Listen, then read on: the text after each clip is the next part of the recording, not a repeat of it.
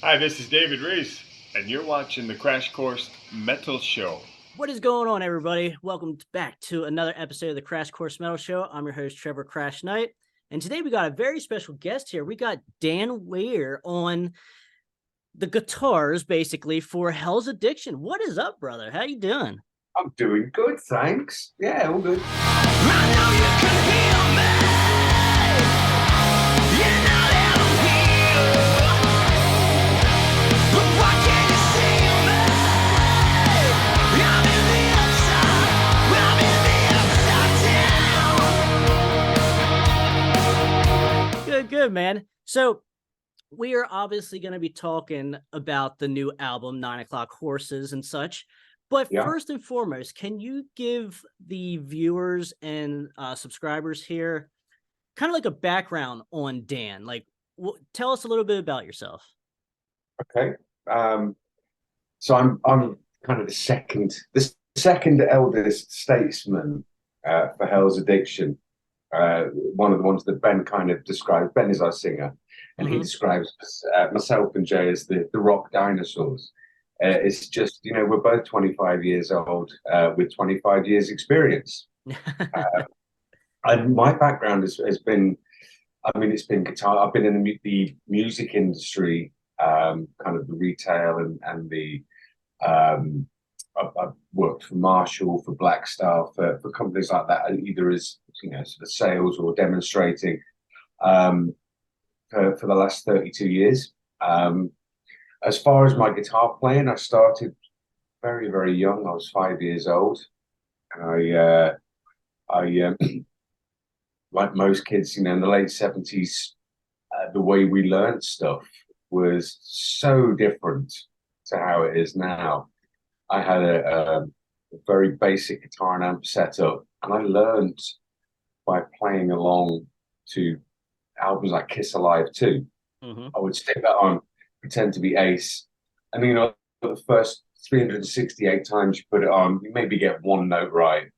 And that was it. I just kind of went from there. So, by the time I was in bands at school, all the kids in school were like, so who have you played with? I could genuinely say, well, I played with Van Halen and Kiss because I did. I learned to play by playing along to them. Do you know what? Yeah. And of course, throughout your teenage years and whatever, you go through various different bands, and every single time you go, this is the band, we're going to make it. Yeah. How did that work out? So now, with Hell's Addiction, I've been with them, I've been with them for worked out 7 years. Okay. And my debut gig with Hell's Addiction, whether you know this or not, it's kind of how I came to be in the band. They had announced that they were going to be opening the Download Festival, formerly, of course, Monsters of Rock, which is like for any band, it's like the hallowed ground. Oh yeah. It's in our local newspaper and everything. Local Leicester band to open up iconic rock and metal event. I was like, I knew the guys, or I knew a couple of the guys. I was like, that's really cool. There's like that pang of, oh God, I wish it was me. Nothing like that ever happens to me.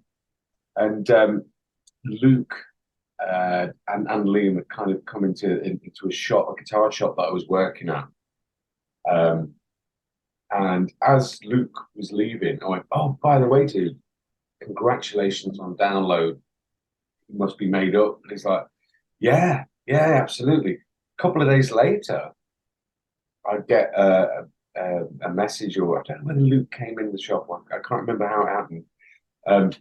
Dude, we're looking for, we've just fired our guitar player 2 weeks before Download. Okay. Would you be interested in stepping in for us? The problem was, so it was 2 weeks. I'd got the gig, as I met the guys in the pub in Leicester, and he said, yeah, we know about your guitar playing and such. Gigs in 2 weeks. I said, look, guys, this is brilliant. It's a dream come true. However, I'm on holiday next week for the whole week. We have we're going on a family holiday in Mallorca. no Wi-Fi, nothing like that. So I said, this is going to be seat of the pants stuff. So essentially what happened is I took the tracks on holiday, had just constantly had them on my headphones. And when I got back, I learnt the set in a day on the Monday. We rehearsed on the Tuesday, gigged on the Thursday. Wow. Oh my And that, gosh. so that was kind of my introduction to Hell's Addiction. Okay. So, yeah, if you see the footage of Download, I walk on it, and it is literally, there's bits where you can see Liam come across and go, dude, it's your solo now, you know. Okay. And it's just kind of gone on from there. So you weren't even really familiar with the previous songs, like before they asked you at all? Like you weren't really aware? Okay. Oh man, I could imagine that was pretty heart palpitating there for a couple days. Absolutely. But do you know what? I think what sort of set me in good stead was the fact that having worked for these guitar companies, you know, and as a demonstrator and stuff like that, you quite often, you know, if you're playing like the Frankfurt Music Messe or NAMM and places like that, you have to have like an approved, okay, the songs that we want you to be learning this year to, you know, like when Marshall released the Zach Wild album, stuff like that, Right. some Zach stuff, and you get 2 days notice. Okay. Oh, okay, so I've got to learn Zach's back catalogue in 2 days. Yeah, good luck with that. Yeah. Yeah. So that kind of helped. But yeah. Cool. Yeah. That's probably a very uncommon story. Like I don't know of too many other members of bands that just like jump in like a couple days prior to a big show for the band, and like and I heard great things about that too, because I was reading up a little bit on that, on how you joined and stuff, and the band members were thrilled with how it went and everything. So that's awesome, man. Yeah, it's been yeah, not every gig's been like Download, but right. But it was a particularly really good year. 2016 was a great year, without kind of, you know, bringing football into it. It was my football club, Leicester City, had just won the Premier League out of nowhere, and you know, it's like it was like 5,000 to 1 against, and they won it. And it's something I thought I'd never see in my lifetime. And it was, so they lifted the trophy. And then 2 weeks later, I've got a call going, man, do you want to play Monsters of Rock? So, you know, when you know, I get to, if I ever get to live a year again, you know, you've been very good. What year would you like to live again? 2016 will be the one. Oh, wow. Okay. Very. A lot of people go through life and will never know that the answer to that question. Like, what year would you relive your life? What was the best year of your life? Yeah. Okay. Awesome. Good to hear. So let us jump into basically right now here. And like I said, your new album, 9 O'Clock Horses. Can you kind of explain or like tell us some nuggets, like how it was creating this new album, 9 O'Clock Horses? What was it? Everything kind of pretty organically? Did it kind of write itself, or was there some like hiccups along the way? No, well, I mean, apart from the fact that some strange stuff has happened since, you know, from the moment we started recording this. Now, we started recording this album probably 4 years ago, and you know, Def Leppard made Hysteria quicker than we made this. But of course, there's lots of things.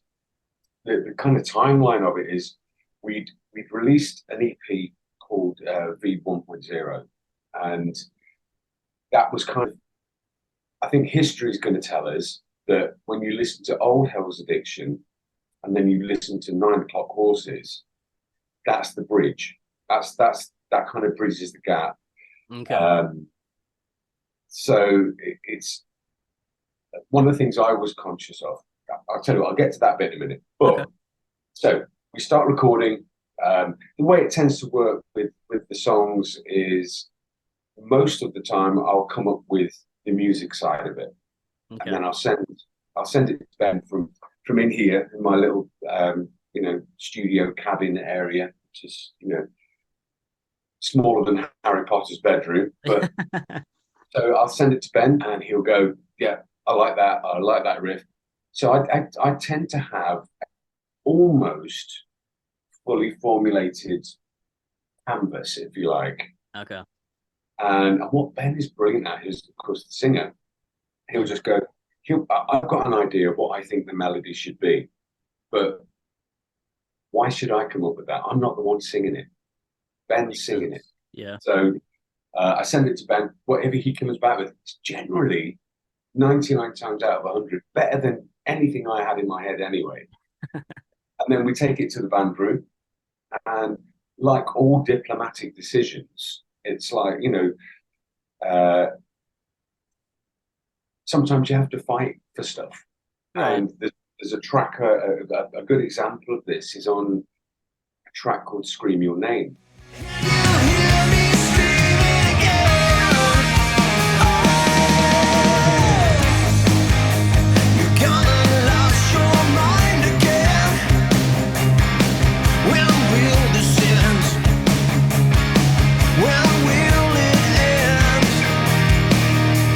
Released a single. Awesome song. By far the poppiest thing we've ever written, or the band has ever written. Mm-hmm. And I took it to the band room, and the initial response was, "It's a bit poppy, yeah. If it sells 1 million copies, Hey, that's you're fine." right. Yeah. I had to kind of, even up to when we were recording it, some guys in the band going, "Oh, we're doing the poppy one now." Right? Okay. A bit more faith in it. And it ended up being this huge monster of a song. So that's how it works. Ben and I tend to take the stuff, we have a fair idea already about how it's going to go, Mm-hmm. but then it needs to be Hell's Addictionized. And Right. that's when Liam and Jay and Luke come in and Hell's Addiction all over it. Mm-hmm. So sometimes your idea goes in and it comes out like some sort of warped zombie idea of but again, Oh yeah. This is how it works. And again, like you say, it is organic. Mm-hmm. Some of the best stuff has been, literally somebody playing something in the studio and one of us going, "Do that again. Right. What you did there, do that again." And that's how it works. But essentially, it's me for the music. Ben certainly writes all the lyrics. Again, it's not my. Yeah. Not my Like when I was listening to the album here, like most of the songs are awesome, and like you said, there is a certain, like a few of them do have like a certain catchy pop to it. Very good, like very melodic stuff, which is really good. We love that kind of stuff here on the channel. Like your guys' guitar tone is awesome as well. Great solos. Like that is the quickest way, in my opinion, for me anyway, for me to like a band is if you got great tone and if you got great solos. That's like the quickest way for me to become a fan. And you guys certainly had plenty of that throughout the whole catalog and on this new album as well. Because even like songs, like Upside Down, which was a single as well, very good hard rocker. But then you come around near the end of the album with the like more ballad type song, Love. Love is a one-way thing. It takes two, baby, to make it sing. Love is a one-way thing. It takes two, baby, to make it sing. I think you guys blew that one out of the water. Like I'm a big ballad guy. I like ballads. I don't care what anybody says. But man, that really impressed me. You guys doing Love. Can you kind of like explain to us like how that song came about?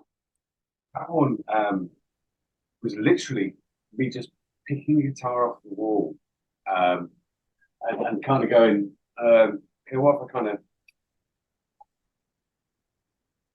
and again, I think it was Ben just went, "Do that again." Mm-hmm. And again, we took the decision that we wanted it to be just one guitar, vocals, 2/3 of the song, and then bang, Yes. big loads backing and stuff like that. It was the last thing that we recorded. Okay.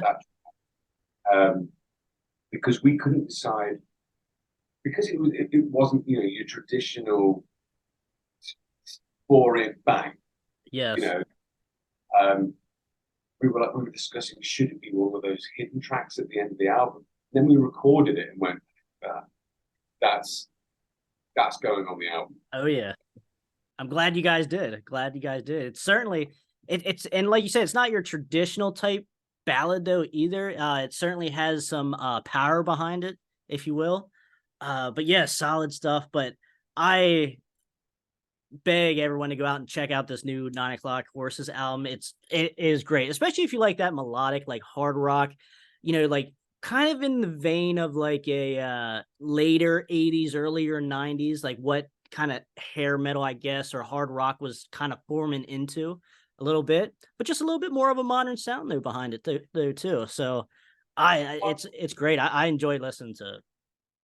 And that's what like I kind of pick up in your guys' music, like your influences of that. That's why you guys have such a good guitar tone and like doing solos and stuff more so than some of the other bands out there, you know? And I think I just always enjoyed that because obviously like I am the 80s, early 90s, like that's my wheelhouse as well. Like I love that stuff ever since I was young.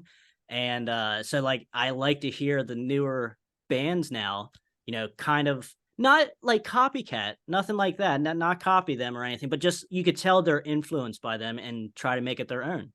So one of my other questions, basically, since we're on this topic, is basically what guitar player or even just musician in general kind of gave you the influence to or inspiration to pick up a guitar or to keep playing now, even today?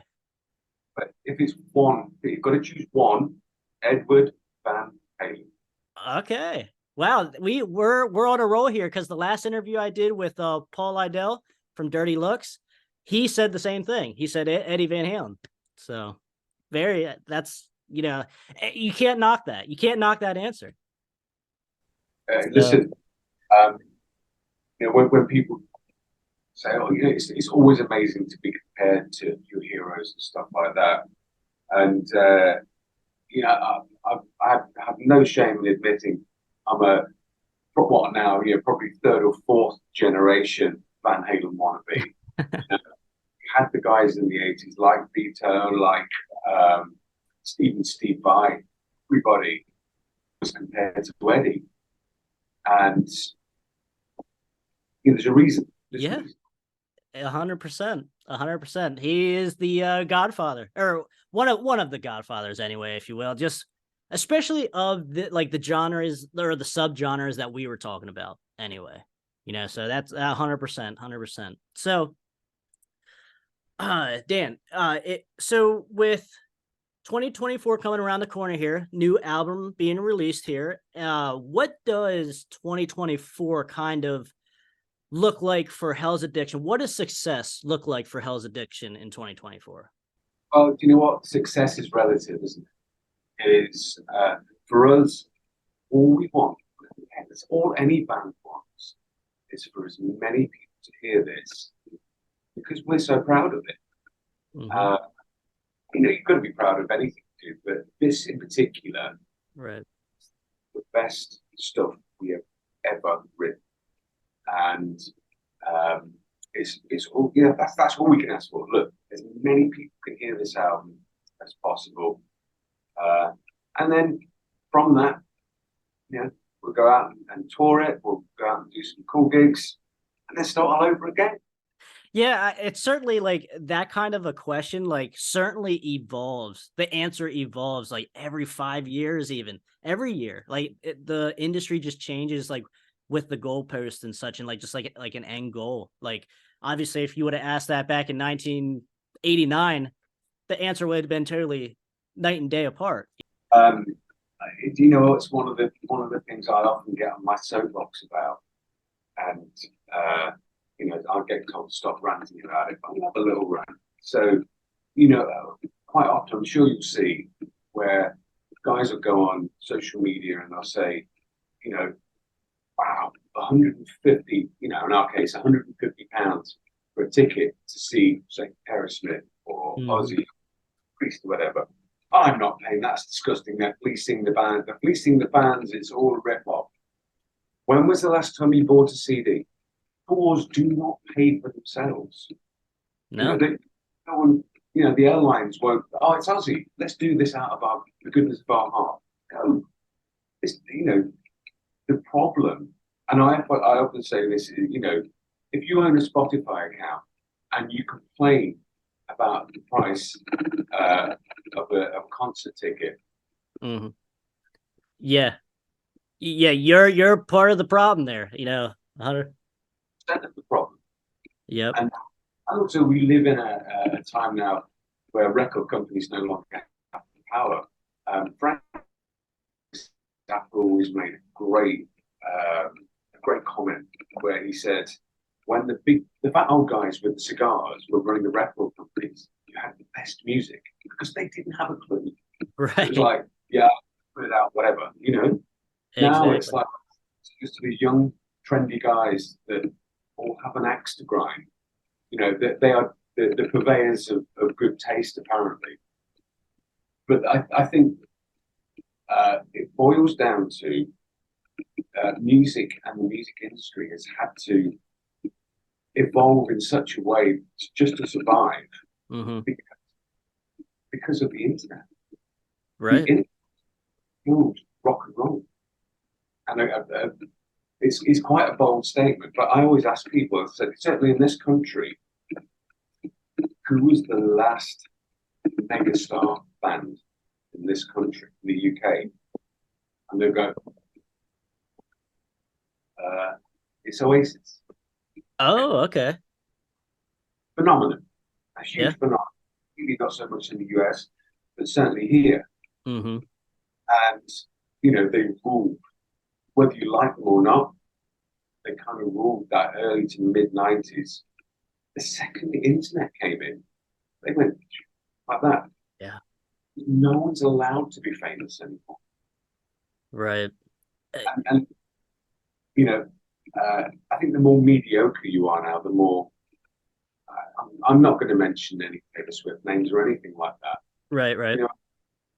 It's like it is kind of a double-edged sword, because I was thinking about doing like a video on this, like a rant. Like it's kind of a double-edged sword as far as like internet in the music industry, because obviously it does help smaller bands and all bands even to get their name out there like a lot easier than say before. Yeah.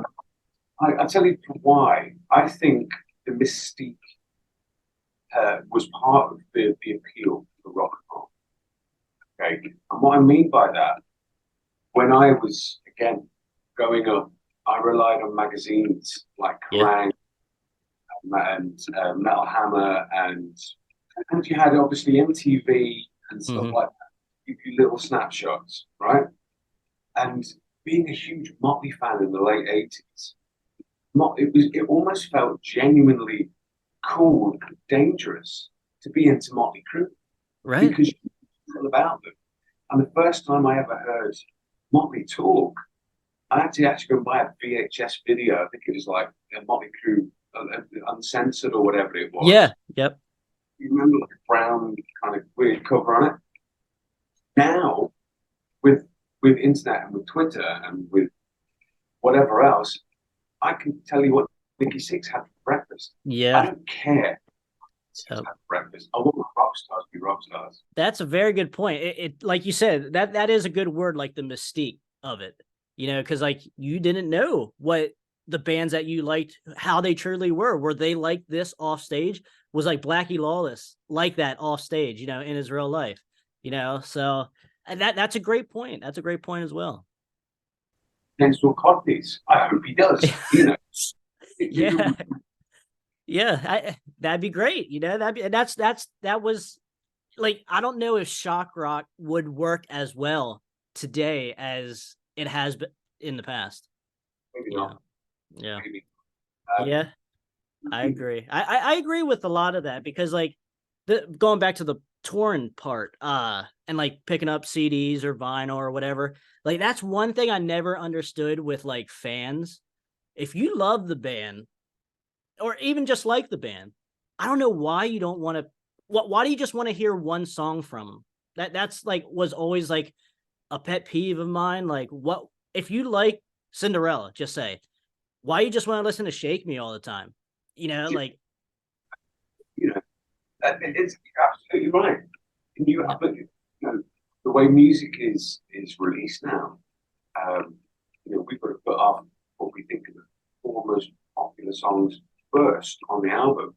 right. The art of taking people through a journey on an album, and like even CD days where you go from track 1 to track 12, and there'd be a narrative, a story, or Right. like you go, okay, which is your favorite side A or side B? Yep.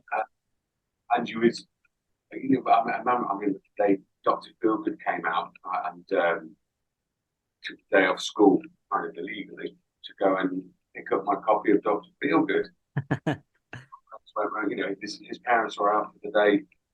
We skipped school, took Dr. Feelgood home, and we must have played it 14 times each side. Awesome. That was it. To know the songs inside out. That's awesome. That's something that some people, I guess, will just never get. I don't know. They just will never understand it, or it's just not for them. I don't know. It's just one of those questions I never understood, and I'm glad you at least had that question as well. So very cool. It's a bugbear of mine. It's not for myself. Right. But I think I work in Nottingham, so we're right up where I work is right across the road from the arena where Avril Lavigne was playing there a few weeks back. I think some of the tickets for the Avril Lavigne show are £200, so say $260 each. Right. Right? Okay, but to bring a show that big anywhere now, no one's going to do it for free, and because they used to sell, used to do tours to promote the album. Right. Mm-hmm. They never have an album to promote the tour. Exactly. Yep. That's a great point. So Dan, I got basically 2 questions left for you here. First one is, since you guys are over across the pond in the UK, what is the scene, especially the rock scene or metal scene over there in your neck of the woods? I don't know if you've ever been over to the US, but it's kind of dead, obviously, here for the most part. Now, there are certain pockets that are really good. But for the most, for the most part, it's pretty dead. And is it kind of the similar in the UK where you're at? Quite the opposite. Beautiful. We are, we're smaller than 50% of the states. Right.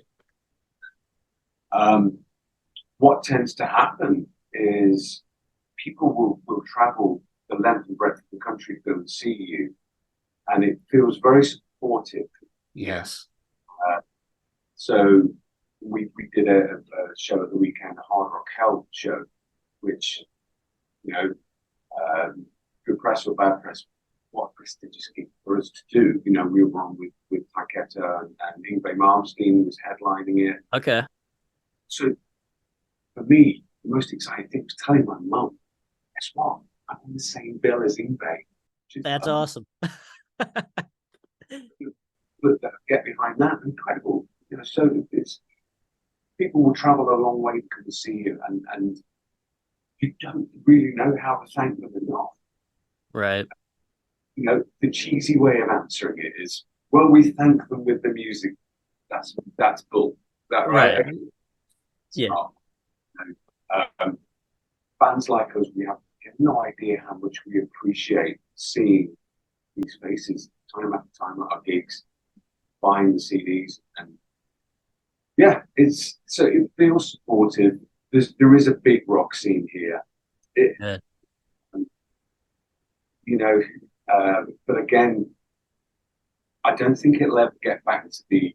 I hope it does, but I can't see it getting back to the levels where we were in, say, '91, where you had, in the space of 6 weeks, you had Slave to the Grind, Use Your Illusion 1 and 2, and the Black Album. Right. Yeah.